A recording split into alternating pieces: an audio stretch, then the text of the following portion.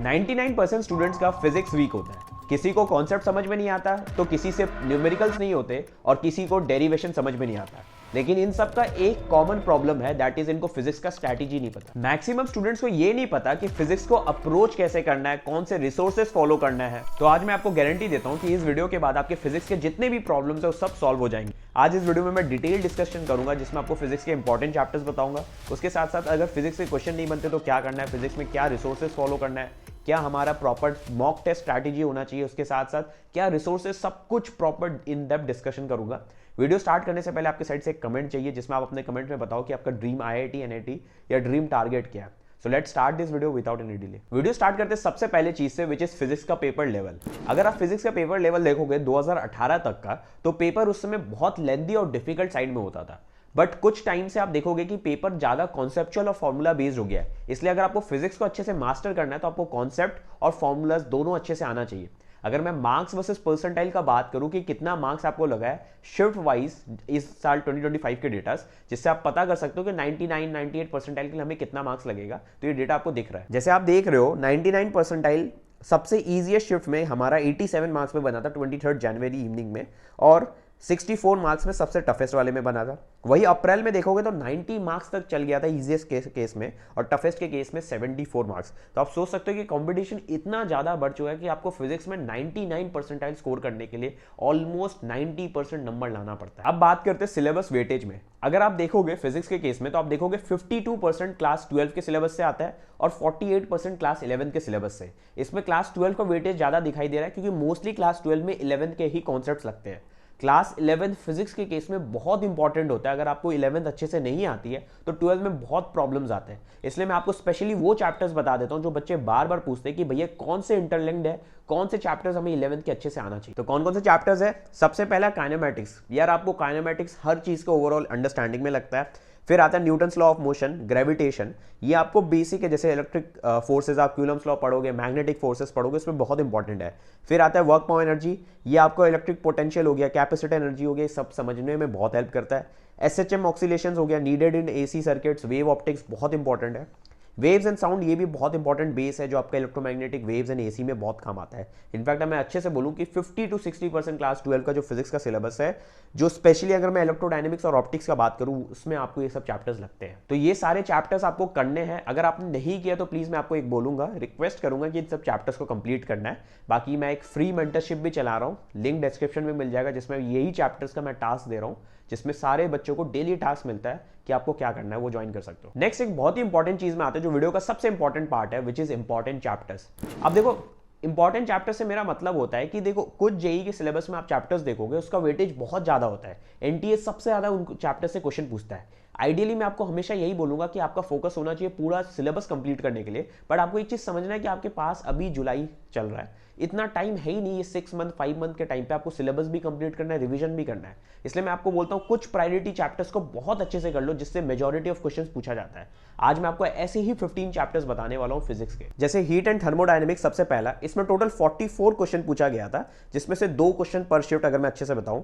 फिर geometrical optics आप देखोगे 21 क्वेश्चन था, 1 क्वेश्चन हो गया पर शिफ्ट। आप 2024 2025 दोनों की डेटा देख सकते हो, उसमें आपको दिखेगा 41 क्वेश्चन था।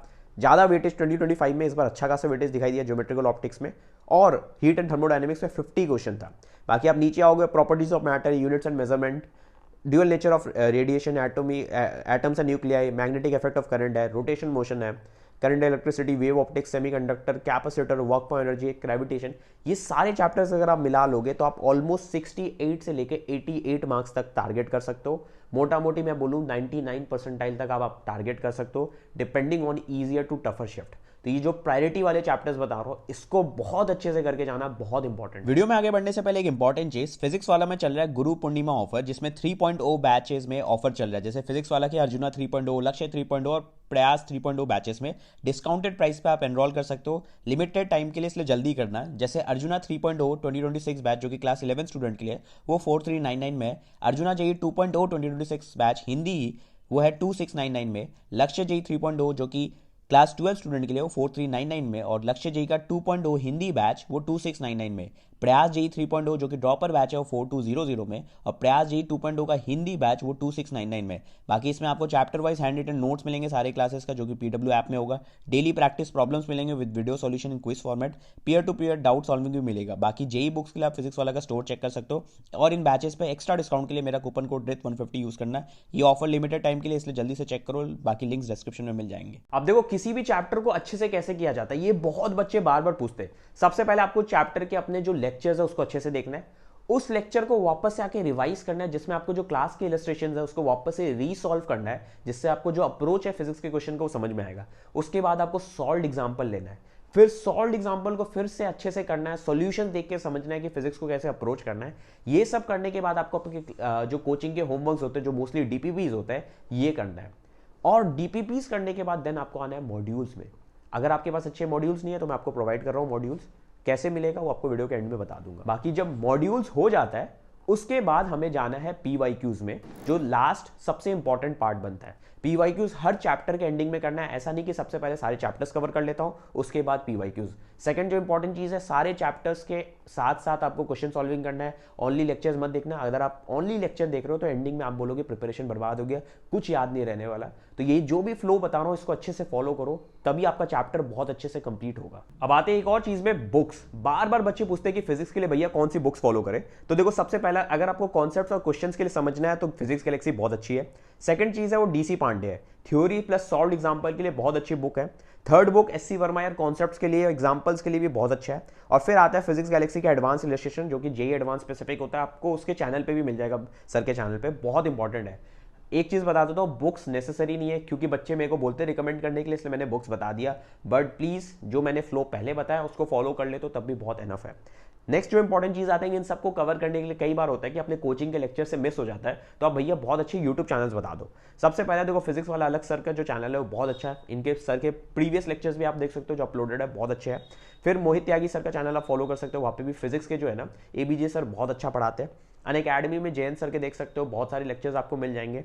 फिर वेदांतु के भी लेक्चर्स मिल जाएंगे, बहुत अच्छा कंटेंट यहाँ पे मिल जाता है। वन शॉट रिवीजन पर्पस के लिए अगर मैं बोलूँ, पीवाईक्यू सॉल्विंग के लिए बोलूँ तो एडुनिटी चैनल बहुत अच्छा है। जेई वाला में आपको बहुत अच्छा कंटेंट मिल जाएगा, उसके साथ साथ फिजिक्स गैलेक्सी चैनल पे भी अच्छा कंटेंट मिल जाता है। वीडियो के सबसे इंपॉर्टेंट चीज में आ जाते हैं, ये जितने भी मटेरियल्स के लिए मैं बात कर रहा हूँ, डीपीपीज हो गया जो आपको लगता है, मॉड्यूल्स हो गया, पीवाईक्यूज हो गया, सब कुछ, फ्लैश कार्ड्स हो गया, रिवीजन के लिए जितने भी मटेरियल्स आ गए, इवन जो मॉक पेपर्स टाइप में, ये सब कुछ मैं फ्री ऑफ कॉस्ट प्रोवाइड कर रहा हूँ। जैसे इस वीडियो पे थोड़ा सा आपकी साइड से motivation, that is 1000 like cross हो जाता है, थोड़ा सा प्यार दिखा देना, बिकॉज ऐसे वीडियोस में थोड़ा सा मेहनत लगता है, बल्कि थोड़ा ज़्यादा ही मेहनत लगता है। तो प्लीज़ थोड़ा सा लाइक, मतलब 1000 लाइक्स कंप्लीट कर देना। जैसे ही ये क्राइटेरिया कंप्लीट होता है मैं अपने व्हाट्सएप चैनल पे अपलोड कर दूंगा, जिसका लिंक डिस्क्रिप्शन में मिल जाएगा। बाकी एक फ्री मेंटरशिप भी मैं चला रहा हूँ, जिसको नहीं पता लिंक डिस्क्रिप्शन में, वहाँ पे मैं डेली टास्क अपडेट करता हूँ स्टूडेंट्स को, तो वहाँ से जाके आप जुड़ सकते हो। बाकी जितने भी प्रॉब्लम्स है आप कमेंट्स में लिख सकते हो, क्योंकि मैं सारे कमेंट्स का आपका रिप्लाई करूँगा।